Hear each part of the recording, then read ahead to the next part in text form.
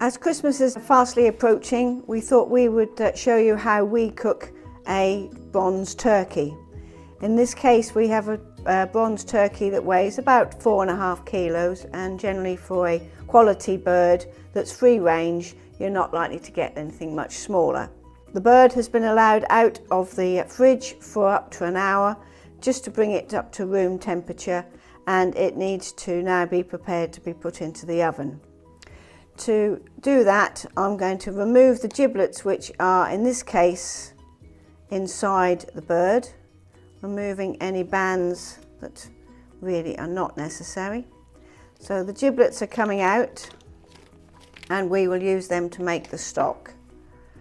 Go round the bird and just check that there's no odd quills that are still left on the bird, which really you do not need, and just get the bird ready to put in the oven. We've already placed the oven on.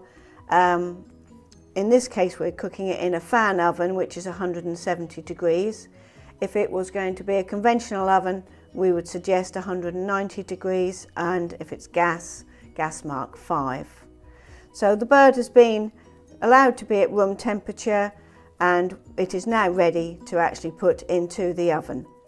Right, the next step is to put the turkey into the roasting tin with a rack, which allows the juices to drop down beneath the bird.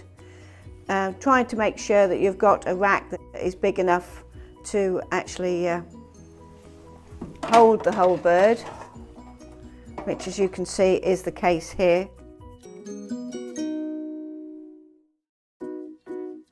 If for some reason your bird is bigger than your tray, adding a bit of tin foil round the edge allows any juices that come out to fall back into the tray rather than into the bottom of your oven. The bird now needs to be seasoned, so black pepper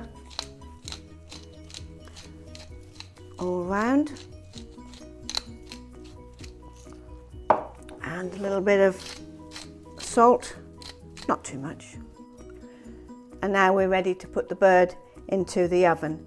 The best way to calculate how long it takes to cook a bird is 25 minutes per kilo plus 70 minutes extra if you're using a bird that's round about 4.5 kilos like this one is. Anything bigger than that you probably need to give it 90 minutes. But you also need to take into consideration that the bird needs to stand for up to an hour for the juices and the meat to soften, to make it more succulent, in which case you need to include that in your calculation as to when you actually want to carve it and ultimately serve it. We now need to cover the bird with tin foil and allow that tin foil to remain in place until 45 minutes before the end of cooking, when you remove it, which then allows the bird to finally crisp up. So we'll add the foil, loosely cover it and add it to the oven.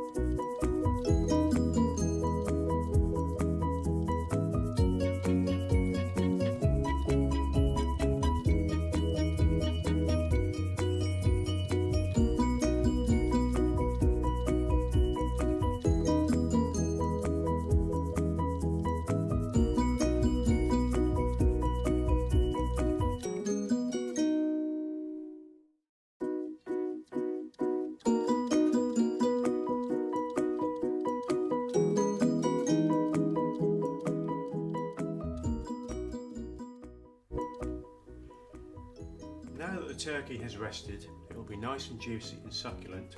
I'll show you how I tend to carve a turkey.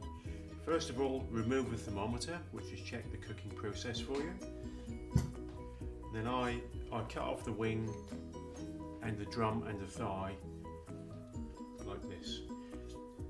Put the knife in at the natural joint of the wing and release it. The same with the thigh. Just cut down the skin, gently pull away from the carcass, run your knife down the side of the carcass, and you will come to the knuckle. As you can see, it's released. You're just cutting the skin to release it further.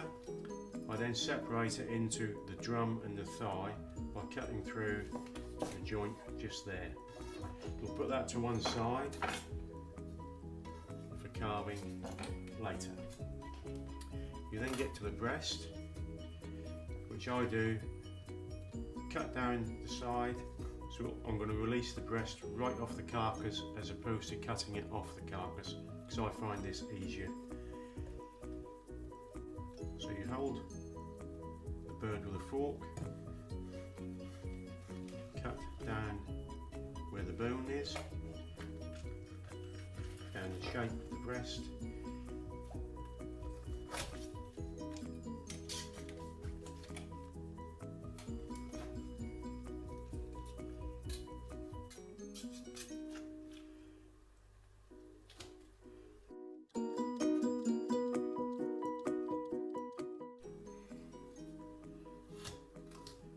Then released the breast off one side. So we'll put the carcass to one side, to the other half shortly.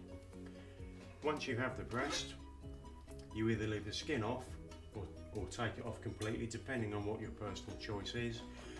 And then you just cut in nice straight pieces. I try and just hold the breast with the fork as opposed to pierce it, because I don't see any point in piercing the meat. So we just continue for the whole breast,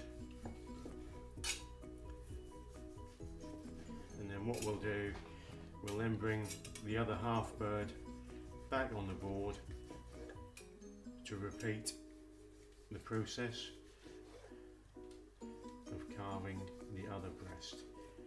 Some people like to carve the thighs, some people don't.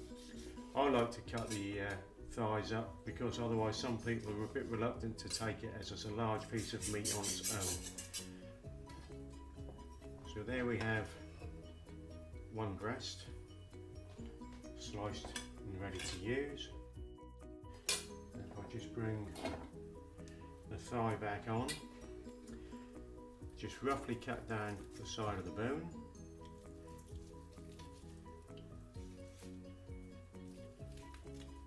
To release it,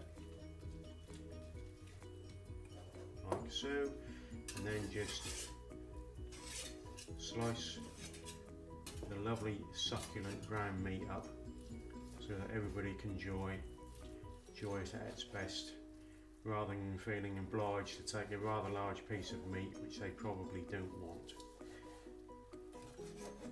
Now we have half of the turkey carved. We have the white meat, this section, nicely sliced up, brown meat here, nicely sliced up, with the wing and the actual drum for anybody who likes to eat a piece of meat off the bone. All we have to do then is carve the other half in exactly the same manner, and any trimmings left on the carcass you can either trim off at your leisure or use later on in a turkey soup, which will be wonderful. Enjoy your turkey.